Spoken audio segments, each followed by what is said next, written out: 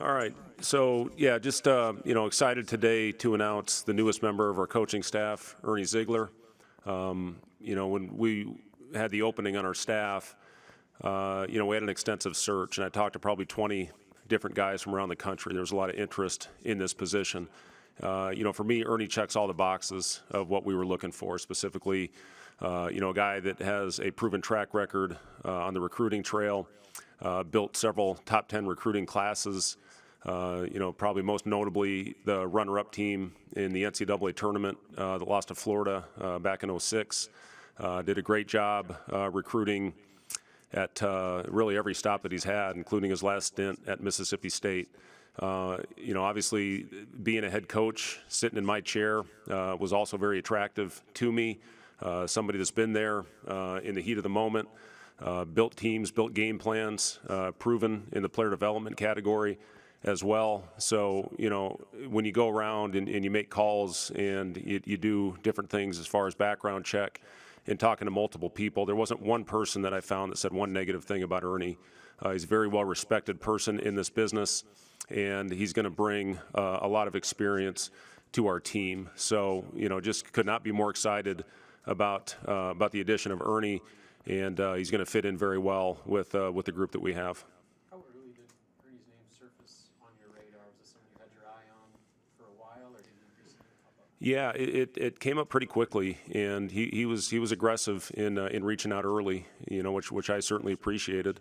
And, obviously the experience that he's had and the different people that he has worked for that I have a great deal of respect for, I talked to them on multiple occasions. So, again, even, the coaching candidates that reached out to me, a number of them reached out after the news broke a couple days ago that Ernie was the guy, and just, explained to me how great of a hire that was. And that doesn't happen very often, when you miss out on an opportunity to join the staff. For them to continue to reach out. A couple of them said that he was a mentor to them in this business as well. So, again, just everything I was looking for, Ernie checked every box. You kind of talked about it, but if you could expound on just how much it means to have an assistant who has sat in that head coach's seat before.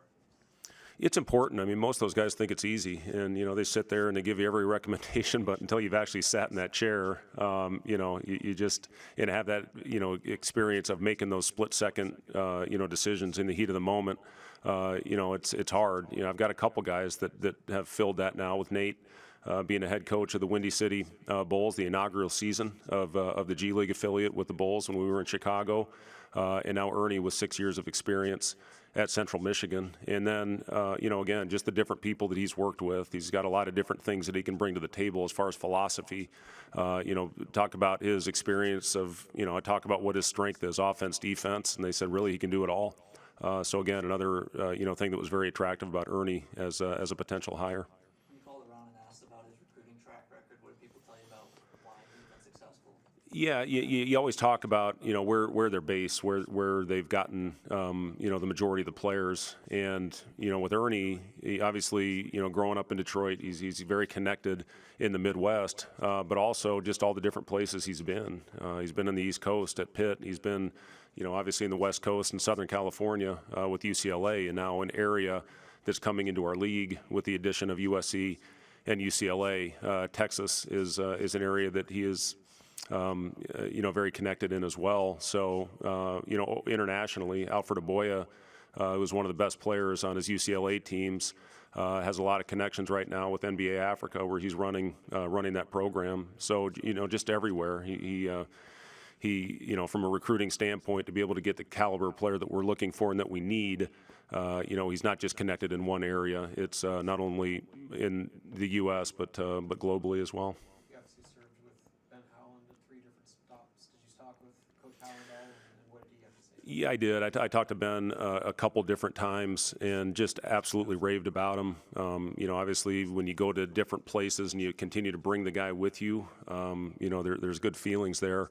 With Ben's track record with what he's accomplished, to talk about Ernie, being the guy that was a huge part of their success, certainly resonated very well with me. And, he's, again, when you played in the Final Four, you're looking for guys, not only with our players, with our roster now of having players that have played in the postseason and have had success winning conference championships, playing in the NCAA tournament. There's nothing more powerful than playing for a national championship and playing in that championship game, which he had a huge part in that with game planning, with the players who are on that roster. So again, proven track record, a proven winner. I think I've read that he's worked primarily with front court players. I know Coach Howard also works with front court players. Do you know how the on-court practice responsibilities are divvied up? Yeah, I mean, obviously we haven't had our team on campus.